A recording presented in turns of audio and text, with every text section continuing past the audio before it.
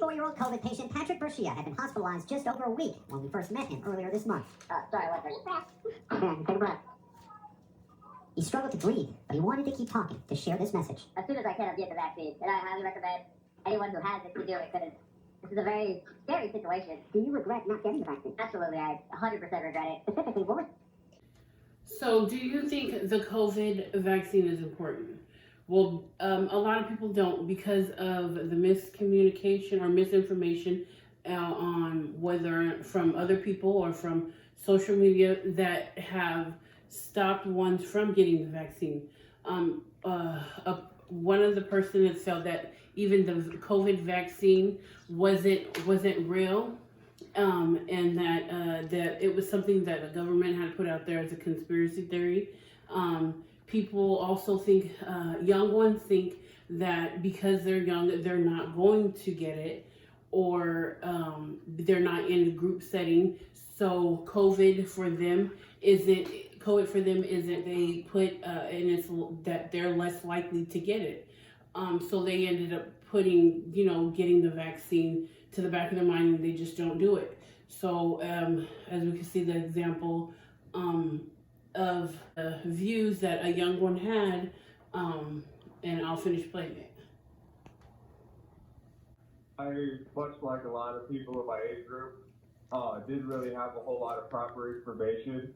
I was hearing a lot of propaganda saying, like COVID's a conspiracy theory, it's not real, just a whole bunch of crap that isn't true. This is very real. It's very scary. These are a lot of the statements that cross a lot of young ones' minds regarding the COVID vaccine. So in the University of Missouri Healthcare, they stated that that it's true that just getting the vaccine doesn't prevent you from getting the virus.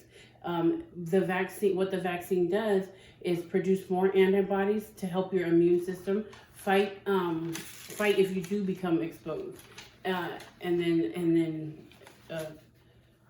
so then you're having your antibodies fight the virus in your body, protects you against severe illnesses. So the rest of this video shows the severe illnesses that that people come down with when they are hospitalized. Number three. We met Patrick took a turn for the worse. He was placed on a ventilator and died this weekend. Every time we moved him, we weren't sure if the end was going to be in that moment. And so I just wanted to be there to hold his hand. In just 1 week, Patrick would have turned 25. He now leaves behind a young. So some of the severe illnesses, like we've seen, when you are hospitalized and you haven't gotten the vaccine, is being put on a respirator because you can't breathe, or worst of all, as we've seen, it could be death. So then, when you receive the vaccine, the risk of your hospitalization causes your risk to decrease and your symptoms to be less severe. So others have also felt that getting the vaccine isn't safe for them, that they'd be better off with COVID, and they say that it's not FDA approved, or because of these new strands that are coming out, that the vaccine is going to be ineffective. So there's a family video that I want to show you that shows us how we can assume, that it's not going to affect our family, and that the vaccine is just ineffective, and then it lets us lead our life and just put the vaccine and not think about it anymore. So this is the video. Now all of a sudden this vaccine came out, not being FDA approved, we were hesitant because we didn't know what the side effects were. we're still young. All 3 COVID vaccines in the U.S. have gone through safety and efficacy steps required by the FDA for emergency use authorization. But Ishmael's concern is one many have. Health experts say that hesitancy is driving a new wave of cases among the unvaccinated. The highly contagious Delta variant, now responsible for the majority of new cases, up 55% across the country. All of it, doctors say, is preventable. As that video, we've seen that studies have shown that the COVID vaccine is effective and would work for these different strands that are being developed.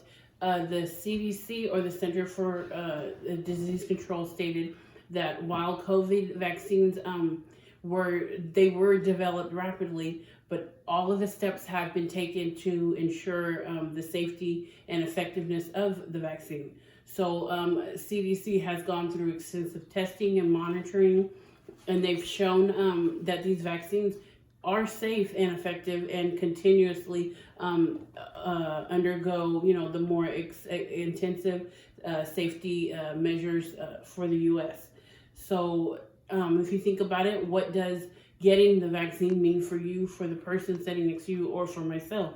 Well, after researching, I got myself and family vaccinated, but me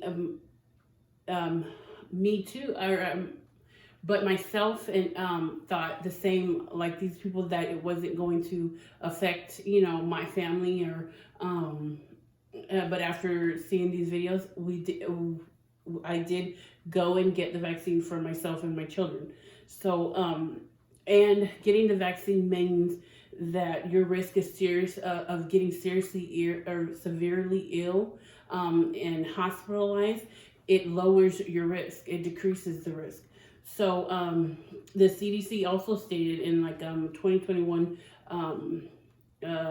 journal that the 6,200 people could have been prevented from getting COVID in September of this year.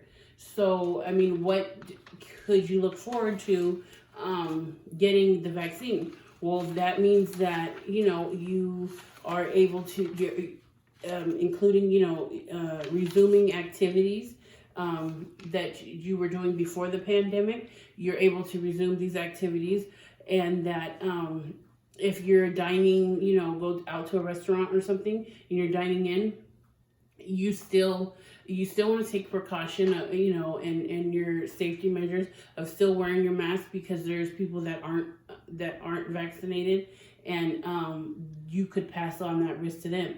So the Johnson and Johnson company that produces the vaccine also recommended that you're not fully vaccinated until 2 weeks after the single dose shot that's given. So you still have to wait within those 2 weeks, and the Pfizer biotech company recommends you waiting to be fully vaccinated 2 weeks after their second dose shot.